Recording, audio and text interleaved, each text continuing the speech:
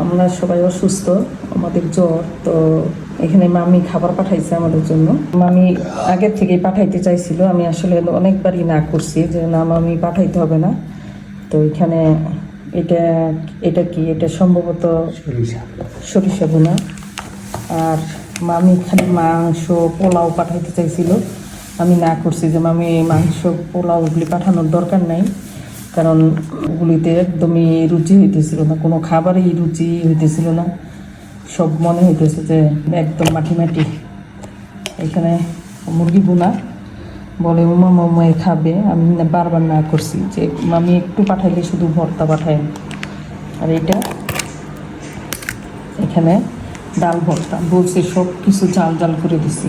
এখন এগুলি এত এত করে পাঠাইছে, মামি নিজে নিয়ে এসে আমাদের এগুলি দিয়ে গেছে এই বৃষ্টির মধ্যে। আর মামিও অনেক ব্যস্ত থাকে যেহেতু মামা অসুস্থ। তো আজকে আমাদের এগুলি দিয়ে খাওয়া দাওয়া হবে।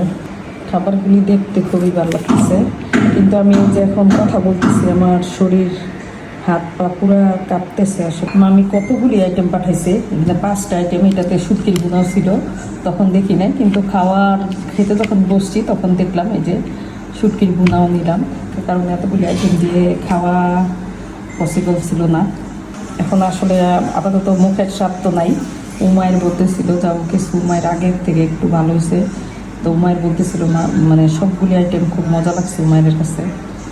তো আমার আর মামার মুখের স্বাদ ফিরতে হয়তো সময় লাগবে।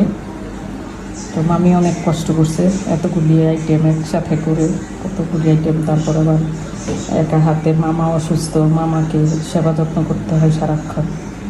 তো থ্যাংক ইউ মামি।